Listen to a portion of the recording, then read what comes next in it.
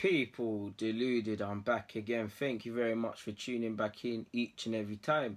I'm late to the party, but I know you've all seen Robert Pires is allegedly in talks to return to the club in a coaching capacity. I assume that is with Unai Emery's first team immediately, and that's what all the reports I've seen myself on Google are saying. But I don't know until it's confirmed. People, it could be academy for all I know. It could be being a gardener for all I know, isn't it, people?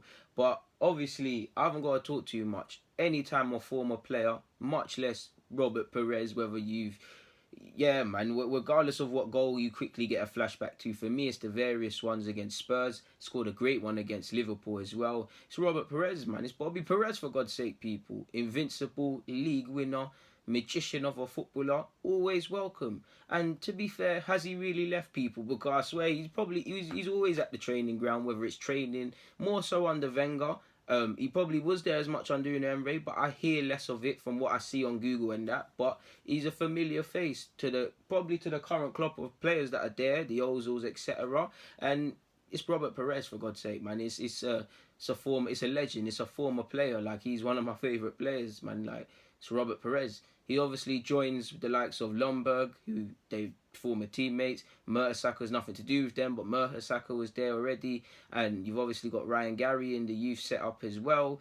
So we've got a lot of former players and stuff. Obviously, you've got Maro and you've got people before Morrow, and people that was before my time personally. So it keeps up the tradition. Obviously, the project in regards to Arsenal and where we are as a club in terms of a rebuild is going to require a lot of energy and youth, and he's in his mid-40s essentially. So there's him. Unai Emery's not that old.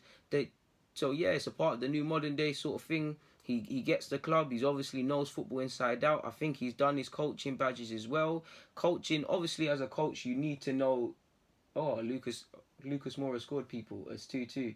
But it's Spurs. I'm even mad right now. But Ajax are bottling.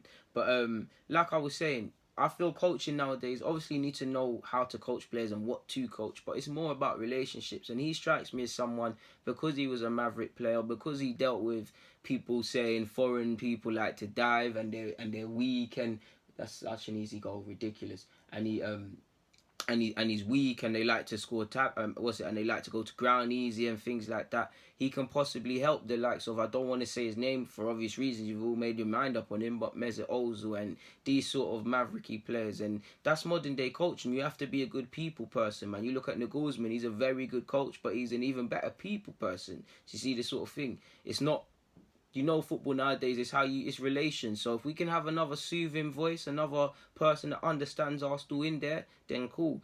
He could act as somewhat, I wouldn't say a lieutenant, but someone as a lieutenant for Unai Emery. Unai Emery and his coaching staff give out their messages. Pires could possibly be told to kind of filter it into another way, or essentially just act as his eyes and ears and almost like a sort of spy sort of thing. Either way, I'm happy with Pires. Now, it's important to remember, people, to my knowledge, it's not officially confirmed. Allegedly, we're in talks. Like I said, he's never left the club. He's a former player. He seemed to always been around the Wenger. I swear he was an ambassador, or he still might be an official ambassador for the club. So he probably is very familiar with the people he's going to need to be able to be liaising with on a day-to-day basis at some level.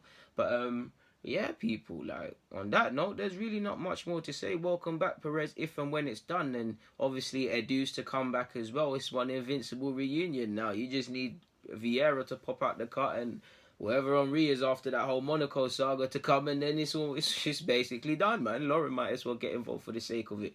It is what it is. On that note, people, DG, I'm out. Thank you for tuning in as usual.